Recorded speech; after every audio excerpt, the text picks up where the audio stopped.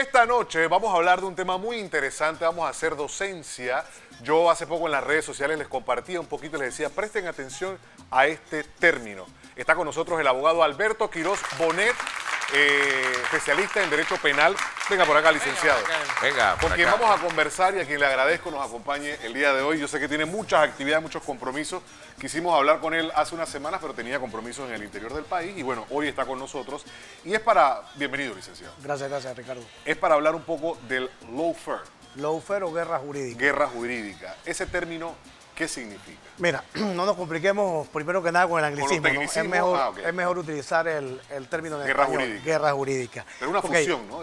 Sí. De término. Ok, el lawfare o guerra jurídica surge en tiempos atrás durante los conflictos armados. Y era simplemente una forma en la cual se utilizaba la ley, ¿ok?, para retorcer a aquel enemigo que era evidentemente un enemigo importante a nivel político, en donde habían conflictos armados. Estamos hablando a nivel gubernamental. No, Okay. A nivel entre gobiernos originalmente. Okay. Te pongo un ejemplo clásico. Yo no sé si tú te acuerdas cuando ocurrió el famoso tema del atentado de las guerras gemelas, de las Torres Gemelas. Ok. Recuerda que Estados Unidos en ese momento ataca Irak y ataca las zonas aledañas, supuestamente buscando armas químicas que nunca se encontraron. Y utilizaron la vía legal precisamente para obtener esa autorización y poder entonces agarrar y autorizar o legalizar esa invasión o esa intervención. Eso es una categoría de lawfare. En la actualidad... ¿Pasó en Panamá que la invasión se podría considerar? No, hay una situación distinta con la invasión de Panamá. La invasión de Irak también, que decían que Saddam Hussein tenía armas químicas y demás, sí. Y nunca eso ha venido ocurriendo con los tiempos. Ahora, en la actualidad, el lawfare se está manteniendo ya a nivel interno, es decir, ya lo ves en las esferas políticas, por ejemplo. El gobierno desarticula a través de la aplicación de, por ejemplo, el órgano judicial o el Ministerio Público establece casos penales para tratar de lograr doblegar al oponente político en este caso. Ese es más o menos el manejo que se está dando al lawfare. Te pongo, por darte una idea, estábamos hablando hace unos minutos del famoso Lavallato. Exacto. ¿Okay? En el caso de Lula.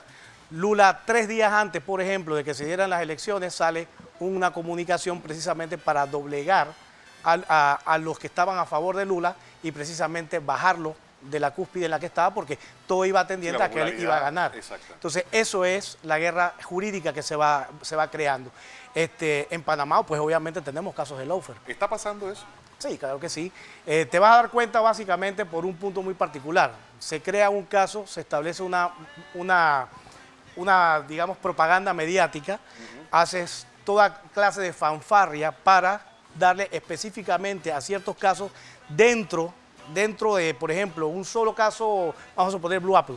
¿Okay? Tienes varios imputados, pero solamente 2 o 3 son los que se perfilan y se mantienen contra esos 2 o 3, mientras que los otros aparentemente son invisibles, van bajo cuerda. En ese momento el lawfare está trabajando, inclusive se está manejando porque los propios medios de comunicación tienen participación en esa guerra jurídica. Entonces, ¿qué ocurre?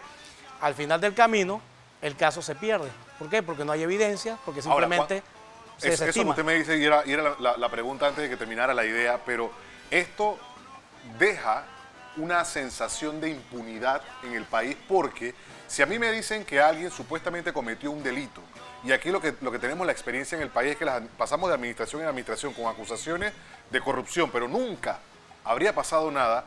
Ahora pasa diferente, ahora hay pues cualquier cantidad de exfuncionarios subiendo y bajando escaleras en la palestra pública, pero muchos de los casos o no tienen, o no prosperan, o se caen, como dice mucha gente, o es el término que se utiliza, y la gente dice, ven acá, aquí el sistema no sirve, porque esa persona debió estar presa y no lo está. Entonces algo está pasando mal, o la impunidad, o hay intereses y demás. Eso crea esa percepción. Claro que sí. Mira, claro que sí. Ahora, quiero que le prestes atención a algo. Hay un timing particular para poder que esa guerra jurídica se dé. Y ese timing precisamente es, por ejemplo, vienen las elecciones, ¿okay? Viene un momento en donde vienen los precandidatos. Ese es el momento preciso donde los casos se empiezan a inventar. ¿Por qué? Porque la opinión pública empieza a manejarse en contra de las personas que supuestamente están vinculadas en esos casos. O sea, inhabilitándolos. Se inhabilita a la persona. Entonces, ¿qué ocurre? Pasa el momento político, y se cae el caso. Ahora, usted me habla en un principio que esto era entre gobiernos. Luego, pues se ha visto la práctica a lo interno de un país. ¿Cómo un país como Panamá resiste una cosa como esta? O sea, ¿cuáles son las repercusiones a nivel de nación, de Estado, de país, para un país tan pequeño como Panamá? Bueno, tú mencionaste Con una algo, economía como la nuestra. tú mencionaste algo importante y es el tema de que llega un momento en que se crea un desgaste precisamente por parte de las instituciones jurídicas, sobre todo, jurídicas y de investigación.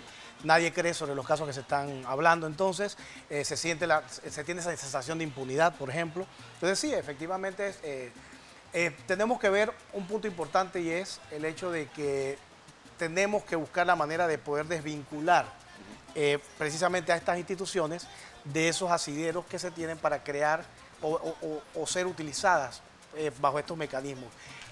¿Por qué? Si tú analizas, el lawfare tiene 3 componentes en particular.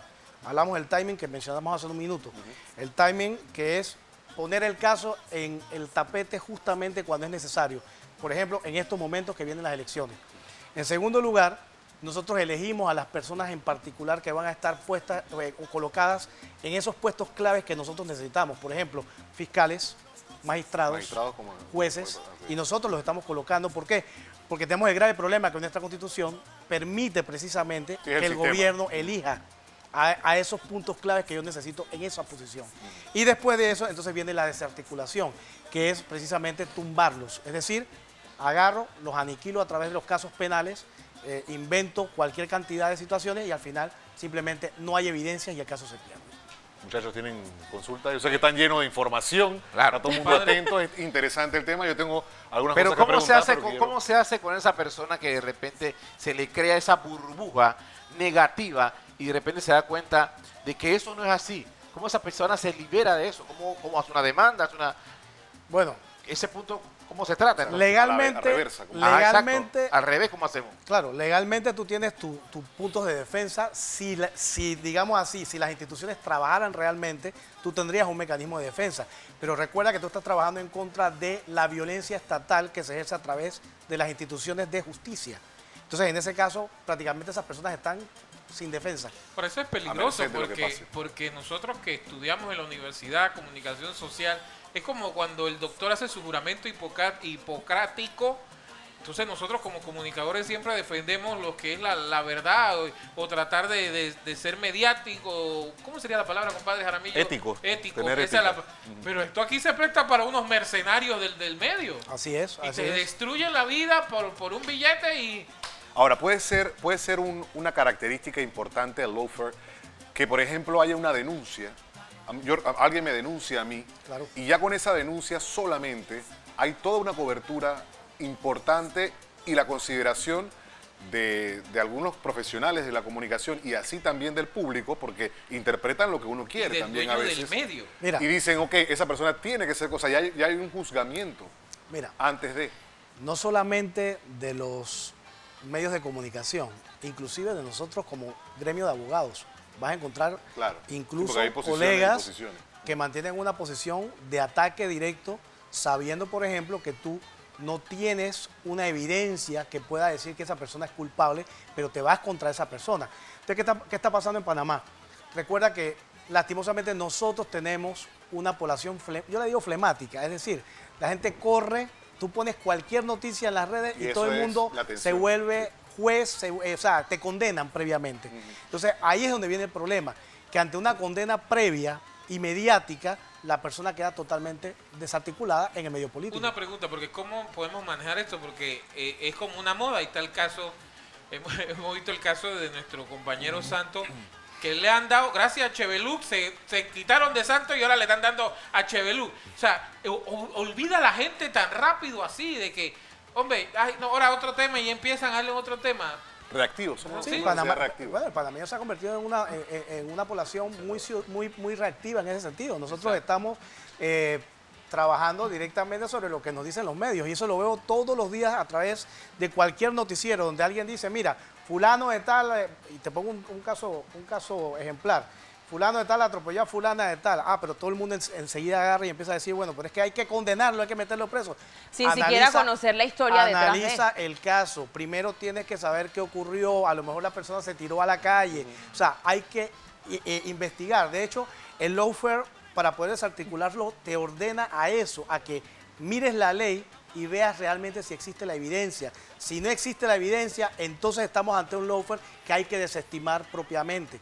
¿Ves? ¿Cómo se va detectando eso? ¿Cómo se va detectando? Porque los casos aparecen en los medios, Ajá. todos los medios de comunicación hacen fanfarria sobre casos específicos, Ajá. pero después los casos simplemente van tumbando la evidencia. Sin mencionar nombres en particular, te diste cuenta que no hace mucho desestimaron a 16 imputados en un caso. Entonces ya ahí te estás dando cuenta de una desarticulación que hubo por falta de evidencia. ¿Por qué se montó ese caso en particular si esas evidencias no existían? Y la maquinaria mediática, transmisión en vivo. No, y claro. aquí, por ejemplo, bueno, no vamos a mencionar Sí. nombres, pero ya esto es un hecho público y notorio. La ex ministra de Educación, Lucy Molinar, ha manifestado incluso interponer recursos legales Claro que sí. contra todo lo que pasó, porque no solamente fue el aspecto legal, sino la cobertura mediática además y toda la información que se aseveró o se daba por hecho. Claro que sí. Además. Bueno, no había mencionado el nombre, pero... Sí, no, pero ella no pero dio permiso. Pero Ya. te hablé disimuladamente a que lo Sí, hicieras. O sea, claro. es básicamente eso, es ver estos casos que salen con mucha fanfarria, pero al final de cuentas simplemente se quedan en la nada. Ok, hay algo interesante y es una parte que me apasiona a mí de mi carrera y es la investigación, el periodismo investigativo. En algún momento de mi carrera pues estuve en esa área, pero ¿hasta dónde llega esto o se convierte esto ya en una parte importante en el lawfare? Mira, te voy a poner una tarea más fácil. Hablemos del tema de los papeles de Panamá. Los papeles de Panamá, ¿qué función tuvieron en un momento determinado? Panamá no se doblegó ante todas las situaciones que se dieron posteriores Nos unimos como país. a el tema de los papeles de Panamá, precisamente para ajustarse a las leyes de esos países que estaban condenando a Panamá. Eso Independientemente de quién se tratara.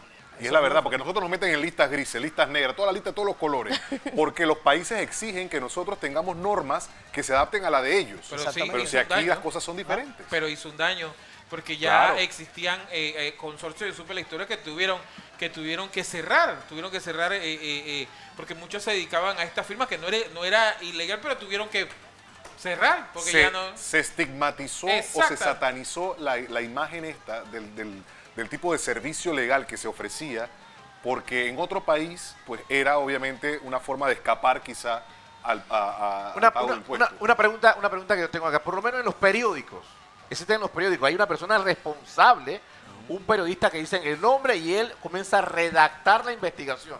Esa investigación supuestamente, porque tú ves que no, que por aquí pasó esto, fulano de tal, y a la hora de la hora el caso se cae. ¿Cómo queda ese...? El tema es que ese- ahí puedo responder más yo y Ese- quizá el abogado me ayuda, pero la investigación, y ahí es donde yo hace poco hablaba, creo que fue en la firma o en mi blog, hacía una reflexión sobre eso.